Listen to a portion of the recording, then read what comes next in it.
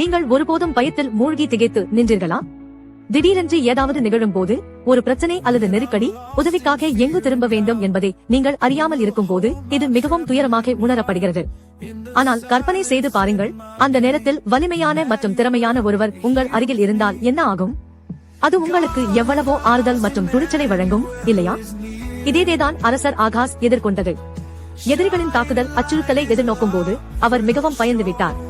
அந்த நேரத்தில் தேவன் அவருக்கு சகல பயத்தையும் நீக்கும் ஒரு வலிமையான வார்த்தையை அளித்தார்.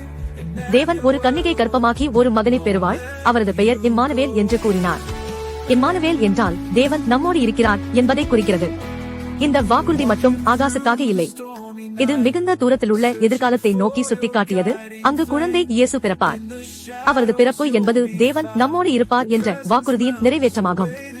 நாம் அனைவரும் கடினமான நேரங்களை சந்திக்கிறோம், இல்லையா? மாணவர்களுக்கு பள்ளியில், தேர்வுகளில் அல்லது தொழிலில் சவால்கள் இருக்கக்கூடும். மற்றவர்களுக்கு இது பொருளாதார சிக்கல்கள், குடும்ப உறுப்பினரின் உடல்நிலை குறைவு அல்லது வெறுமனே தனிமை மற்றும் சோர்வு போன்றவை இருக்கக்கூடும். ஆனால் அந்த கடினமான தருணங்களிலும் தேவன் நம்மோடு இருப்பதை நாம் அனுபவித்தால் அது நமக்கு மாபெரும் சக்தியை அளிக்கும். குழந்தையாக இயேசு பிறந்தது தேவன் தொலைவில் இல்லை என்பதை எங்களுக்கு காட்டுகிறது. அவர் எப்போதும் நம்மோடு இருக்கிறார்.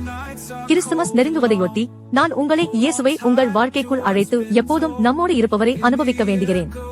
அவர் நம்மோடு இருக்கிறார் என்று நினைக்காதீர்கள், ஏனெனில் நாம் பரிபூரணமாக அல்லது எதிலும் திறமையாக இருக்கிறோம். மாறாக அவர் எங்களை நம்முடைய பலவீனங்கள் மற்றும் பயத்துடன் ஏற்றுக்கொள்கிறார்.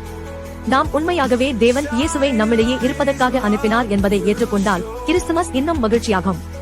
ஆகவே கிறிஸ்துமஸை காத்திருக்கும் போது நினைவில் வைத்துக் கொண்டு சொல்வோம், தேவன் நம்மோடு இருக்கிறார். தேவன் நம்மோடு இருக்கிறார். இந்த பருவம் உங்கள் இதயத்தில் அந்த உண்மையை வெளிப்படுத்தும் நேரமாக இருக்கட்டும்.